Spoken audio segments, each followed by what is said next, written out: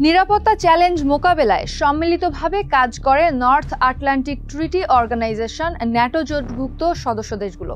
এই জোটে থাকতে সদস্য দেশগুলোতে নির্দিষ্ট নিয়ম নীতি মেনে চলতে হয়। এসব সিদ্ধান্ত ও নীতির মধ্যে অন্যতম প্রতিরক্ষা ব্যয়। জোটটির লক্ষ্যমাত্রা হলো প্রতিটি সদস্য দেশ তাদের মোট দেশজ উৎপাদন জিডিপির কমপক্ষে 2% প্রতিরক্ষা খাতে ব্যয় করবে। তবে 2024 সালে এই জোটের 9টি সদস্য দেশ প্রতিরক্ষা ব্যয়ের লক্ষ্যমাত্রা পূরণ করতে পারেনি। আর এতেই ক্ষেপেছেন মার্কিন প্রেসিডেন্ট ডোনাল্ড ট্রাম্প।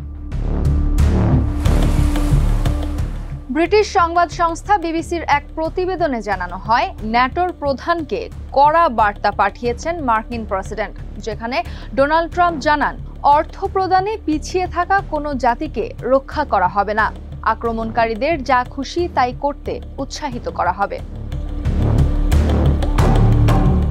2024 সালের মার্চে ন্যাটোতে যোগ দিয়েছে সুইডেন। এতে জোটের সদস্য দাঁড়িয়েছে 32-এ। জোটের 9টি দেশ প্রতিরক্ষা ব্যয়ের লক্ষ্যমাত্রা পূরণ করতে না পারলেও নতুন লক্ষ্যমাত্রা প্রস্তাব করা হয়েছে জিডিপির 5%। চলতি বছরের জুনে নেদারল্যান্ডসের হেগ শহরে অনুষ্ঠিত ন্যাটো শীর্ষ সম্মেলনে এই প্রস্তাব করেছেন ডোনাল্ড ট্রাম্প।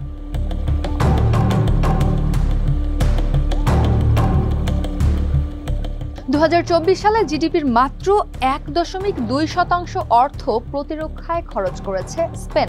বেলজিয়ামের ক্ষেত্রে এই হার 1.3। এছাড়া পর্তুগাল ও ইতালি 1.5% খরচ দেখিয়েছে প্রতিরক্ষায়।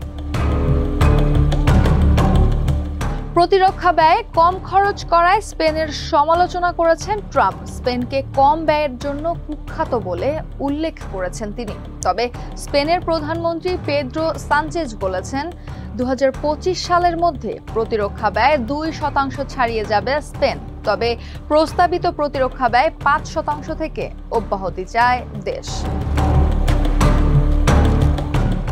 ন্যাটোভুক্ত দেশগুলোর মধ্যে ব্যয়ের পার্থক্য কেন হচ্ছে, এমন প্রশ্নের জবাবে থিঙ্ক ট্যাঙ্ক প্রতিষ্ঠান রুসির পরিচালক র্যাচেল এলেহুস বিবিসিকে বলেন, ন্যাটোর মধ্যে ব্যয় বিভাজন ভৌগোলিক রেখা অনুসারে দেখা যাচ্ছে।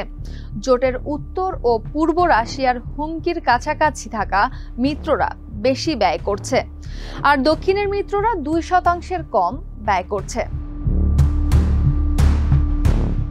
আরেক গবেষণা প্রতিষ্ঠান চ্যাথাম হাউসের কর্মকর্তা ও সাবেক ন্যাটো কর্মকর্তা জেমি শিয়া বলেন, লক্ষ্য অর্জনে ব্যর্থ হয়ে কেউই দুর্বল মিত্র বলে অভিহিত হতে চায় না। সবাই গত 10 বছরে তাদের ব্যয় বাড়িয়েছে।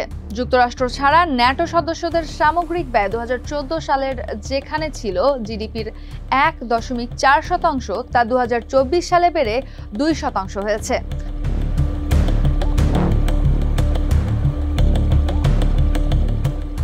ইউরোপের অনেক দেশ ন্যাটোর প্রতিরক্ষা ব্যয়ের লক্ষ্যমাত্রা পূরণ করতে পারছে না। বিশ্লেষকরা বলছেন, অনেক ইউরোপীয় দেশের অর্থনীতিতে নানা ধরনের চাপ রয়েছে। ধীর অর্থনৈতিক প্রবৃদ্ধি, উচ্চ মূল্যস্ফীতি এবং সরকারি ঋণের বোঝা তাদের ভোগাচ্ছে। এই পরিস্থিতিতে সেসব দেশের প্রতিরক্ষা ব্যয় হঠাৎ করে অনেক বাড়ানো সরকারের জন্য কঠিন। কারো কারো মতে ন্যাটোভুক্ত দেশগুলোর মধ্যে সবচেয়ে বেশি কাজ করে রাশিয়া ভীতি।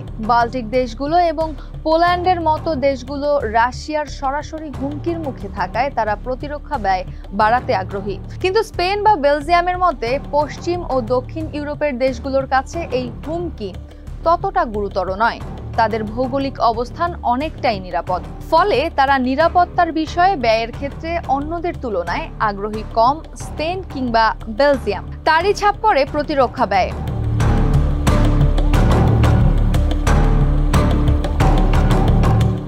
ন্যাটো জোটভুক্ত কয়েকটি দেশ প্রতিরক্ষায় তাদের লক্ষ্যমাত্রার চেয়ে বেশি ব্যয় করেছে।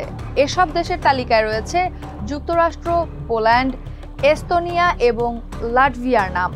2024 সালের প্রতিরক্ষায় ব্যয় করেছে 935 বিলিয়ন মার্কিন ডলার, যা তাদের জিডিপির 3.2%, যা ন্যাটোর বাকি দেশগুলোর প্রতিরক্ষা ব্যয়ের প্রায় দ্বিগুণ। তবে জিডিপির শতাংশ হিসেবে 2024 সালে সবচেয়ে বেশি ব্যয় করেছে পোল্যান্ড। তারা ব্যয় করেছে জিডিপির 4.1%। এছাড়া এস্তোনিয়া ও লাটভিয়া ব্যয় করেছে 3.4%।